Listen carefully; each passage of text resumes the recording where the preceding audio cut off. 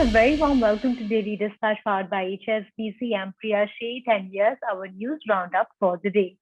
As a part of the FinTech Open Summit hosted by the Niti Aayog in collaboration with PhonePe AWS as well as TY, top leaders like Nitin Kamath, Vivek Belgavi, as well as Harshal Mathur came together to discuss this year's union budget and the implications it had on the Indian FinTech ecosystem. The budget's focus was on cryptocurrency, neobanking, as well as the overall integration of digitization and technology into the sector. These were some of the key highlights of the panel discussion. A very warm welcome to Daily Dispatch powered by HSBC. I'm Priya Sheth, and joining me on this very interesting conversation is Vikaas Gutgutia. Thank you very much, Vikaas. Vikaas is joining us from Ferns N Petals. And on this occasion of Valentine's Day, I am happy to have you on board here, Vikaas, today. Talking about Valentine's Day, I'm sure you've received a lot of orders already for gifting and all of that. So tell us a little bit about how the experience has been so far. Thank you for having me over. Valentine Day is, of course, the most special day for us as a florist because it's the day which is meant for relationships, for romantic couples, and flower has always been one medium to express your emotions.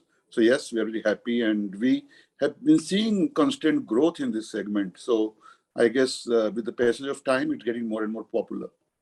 Right. I want to understand the last couple of months in this pandemic, when people haven't been able to go out and buy gifts and flowers and presents for their loved ones. What is the kind of traction that you're seeing at Ferns N Petals? If you could tell us a little bit about the growth momentum that you've seen over the last couple of months. December was kind of okay, but it was towards the end of December and the whole of January, which was kind of disturbed. And especially the mid-January, towards 10th, 15th of January was a difficult time because there were partial lockdowns and some of our shops were closed. People were not moving out to buy things. So, but now, yes, things seem to be back to normal, and we are almost at the pre-COVID level. So maybe 10, 15 days down the line, Valentine's Day should be good. I'm very, very hopeful. Right. Vikaas, I want to talk a little bit about what the growth areas will be for 2022, because I'm sure by now you've already decided what the areas of focus will be in the year ahead.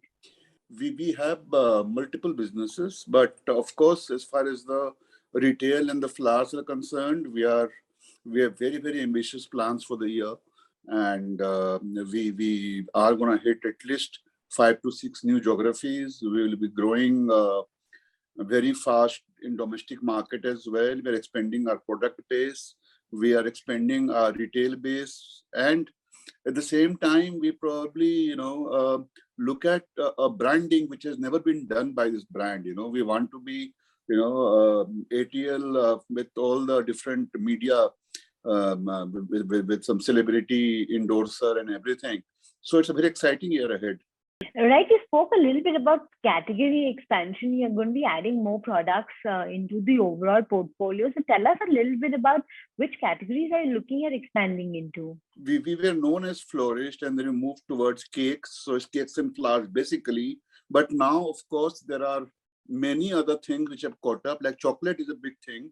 We intend to have our own chocolate brand, which will be selling through our portal. We also have green plants come up a big way, with different combinations and combos with green plants.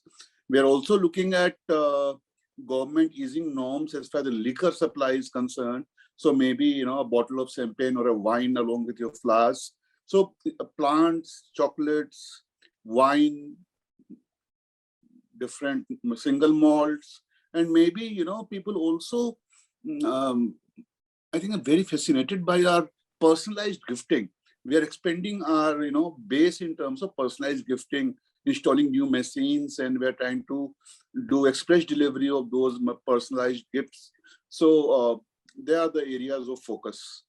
Right. I also want to talk a little bit about the offline expansion, because in terms of stores as well, you'll have a very good presence, and I believe you are looking at furthering expanding the number of stores as well. So tell us a little bit about how many stores you're looking at expanding to, and what is the base that you're looking at hitting? We are close to 400 outlets right now with cake and flowers put together.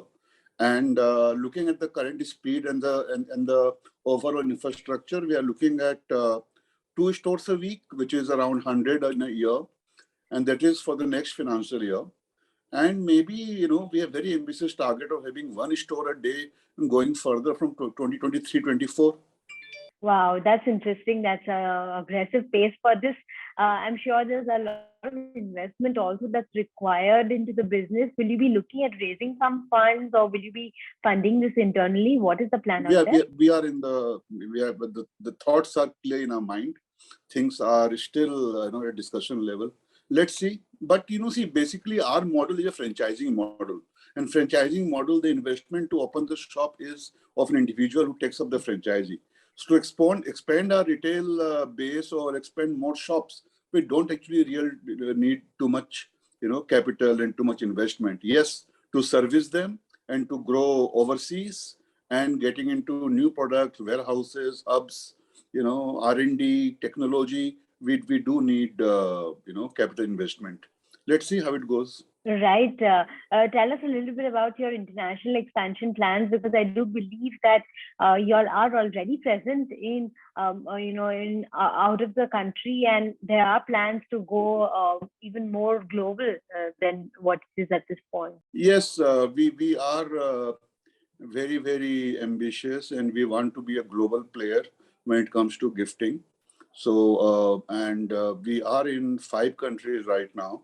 And we have kind of mastered the art of expanding in new geography with our experience in the last 5 to 8 years. So now opening a new country has become much more easier. So now you'll see the rollouts happening much faster.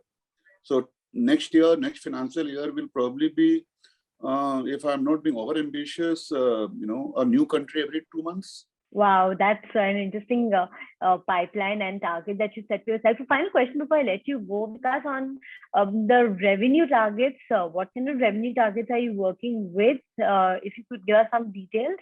We are looking at closing somewhere around 650, 675 CR this financial year, and next year at least 30% higher. Right. So 1,000 crore mark just around the corner. Yes. We'll wait for that. And we wish you all the very best in your journey ahead. And thanks so much for joining us. It's a pleasure speaking with you. Thanks for your time. Thanks a lot. Thank you so much.